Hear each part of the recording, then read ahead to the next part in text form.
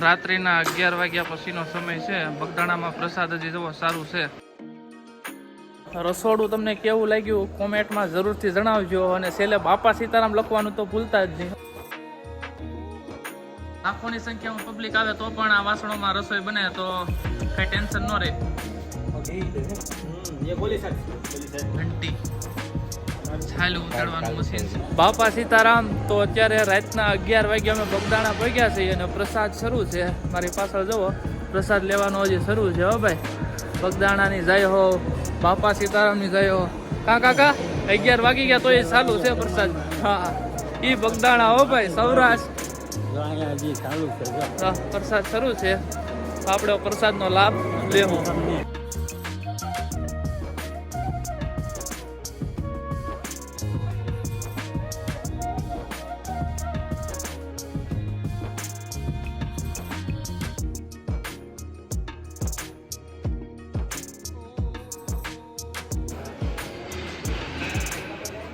રાત્રિના 11 વાગ્યા પછીનો સમય છે. બગદાણામાં પ્રસાદ હજી જવો સારું છે. સ્વયંસેવકો સેવા આપે છે. કેટલા વાગ્યા લગી પ્રસાદી શરૂ હોય? સવારે 5 વાગે સુધી. તો જ્યાં સુધી યાત્રાળુઓ આવે ત્યાં સુધી આ પ્રસાદી શરૂ જ હોય છે. ક્યાં ગામનું સેવા મંડળ છે? ટાઢાવડ. તળાજા તાલુકાના ટાઢાવડ ગામનું આ સેવા મંડળ છે. ને યાત્રાળુઓ પ્રસાદ લઈ રહ્યા છે. તો હવે તમને હું રસોડું બતાવું.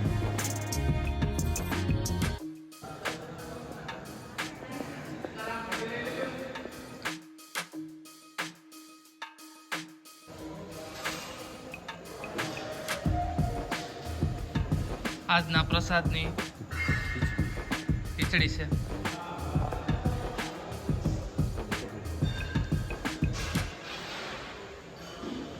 આ રીતના મોટા મોટા વાસણમાં તમે જુઓ, આખી રાત જો યાત્રાળુઓ આવે તો પણ પ્રસાદ શરૂ ને શરૂ એમ રહે છે.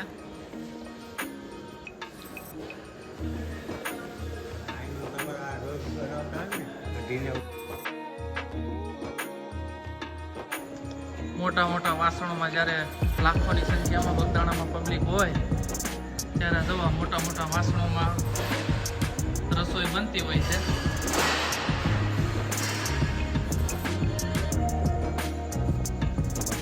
ખૂબ જ મોટા વાસણો છે. લાખોની સંખ્યામાં પબ્લિક આવે તો પણ આ વાસણોમાં રસોઈ બને તો કઈ ટેન્શન ન રહે. ચૂલા છે કે ગેસનું?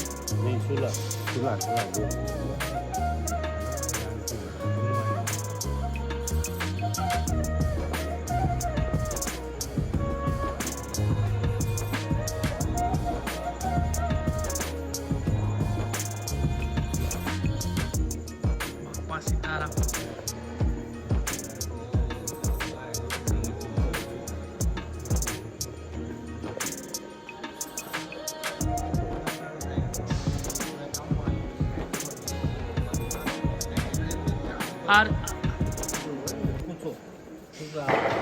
બળતણમાંનો ઉપયોગ થતો છે.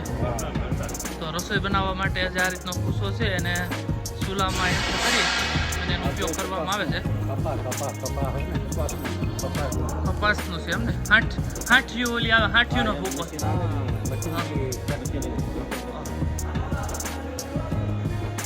જો આ ચૂલામાં આ રીતે અહીંથી નાખી અને ભઠ્ઠીમાં નાખી અને અહીંથી રસોઈ બનાવવામાં આવે છે.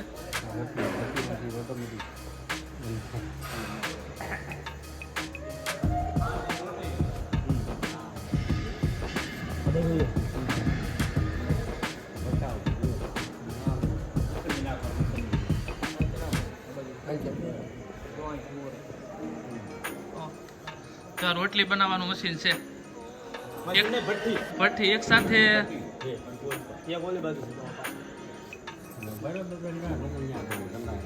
એક હારે કેટલીક રોટલી બની કે આમાં?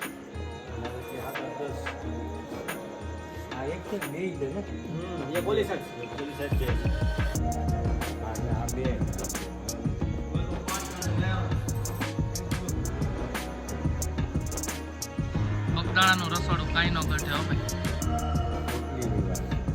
રોટલી ફેંકાય.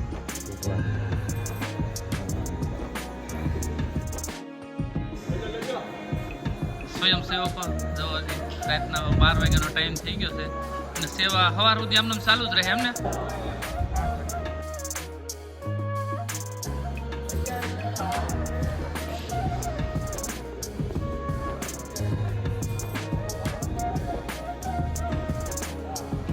રસોઈ બનવાનું ચાલુ છે સવાર માટે. બાકી લાકડા અને અસુલા શાક બકાલું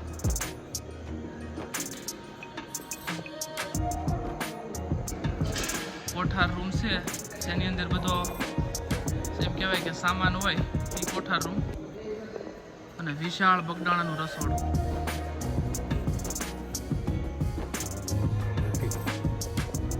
આમાં શું બનવાનું શરૂ લાગે છે?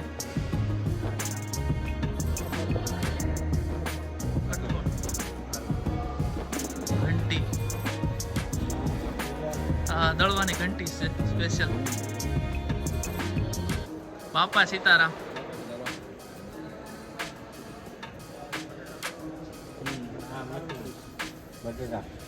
બટેટાની છાલ ઉતારવાનું મશીન છે. જગ્યાની અંદર એ મોટા પાયે મશીનરીનો ઉપયોગ થાય છે. જ્યારે મોટા પ્રમાણમાં લોકો હોય ને ત્યારે આ વસ્તુનો ખાસ એમ કહેવાય કે કામ લાગે એમ. અને હવે હું બતાવું વાસણનું. તો આટલા મોટા પ્રમાણમાં જે વાસણ તમે જુઓ ને એની ઉપર તમે અંદાજો લગાવી શકો કે કેટલા પ્રમાણમાં શ્રદ્ધાળુઓ આવતા હશે.